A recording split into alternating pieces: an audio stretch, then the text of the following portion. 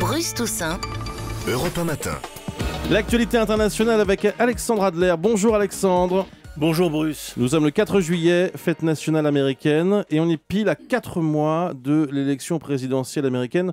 Les sondages donnent Barack Obama assez nettement en tête, vainqueur presque facile. Et pourtant, vous nous dites ce matin sur Europe 1 que ce sera peut-être l'élection la plus disputée depuis de nombreuses années. Depuis de nombreuses années. Alors il est sûr que Bush, sa réélection n'était pas acquise, mais d'abord, évidemment, les gens doivent savoir aux États-Unis qu'on n'est pas élu au suffrage universel, mais on est élu par des délégués des États.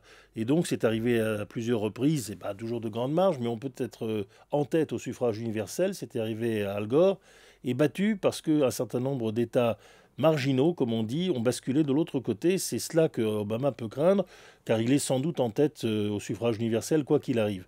Mais s'il perd quelques États clés qu'il a eu la dernière fois, ce n'est pas la même chose. Deuxièmement, eh bien, nous avons une situation qui est différente sur deux plans.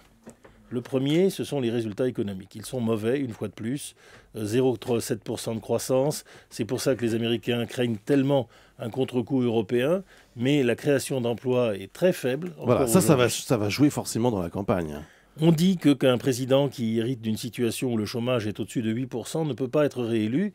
Si Obama l'est, c'est que la situation a évidemment changé et qu'on ne le crédite pas de la responsabilité de cette situation, mais elle est mauvaise. Et deuxièmement, et c'est là où les choses sont plus compliquées, avec Mitt Romney, nous avons le véritable disciple de François Hollande. Voilà, c'est l'adversaire républicain de Barack Obama dans cette présidentielle américaine. Qui joue toute sa campagne sur l'idée d'une présidence normale, pas d'idéologie, zéro blabla, zéro tracas.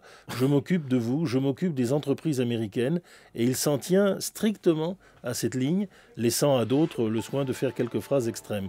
Or, Mitt Romney, c'est ce qui devrait faire réfléchir à l'UMP, c'est l'homme qui a déblayé entièrement l'extrême droite du Parti républicain en les battant un à un dans les primaires, de sorte qu'aujourd'hui, le Parti républicain, pour la première fois depuis fort longtemps, revient dans la campagne avec une image centriste.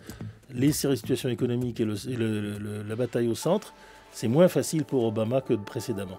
Attention, suspense donc aux États-Unis à 4 mois de la présidentielle. Merci Alexandre Adler.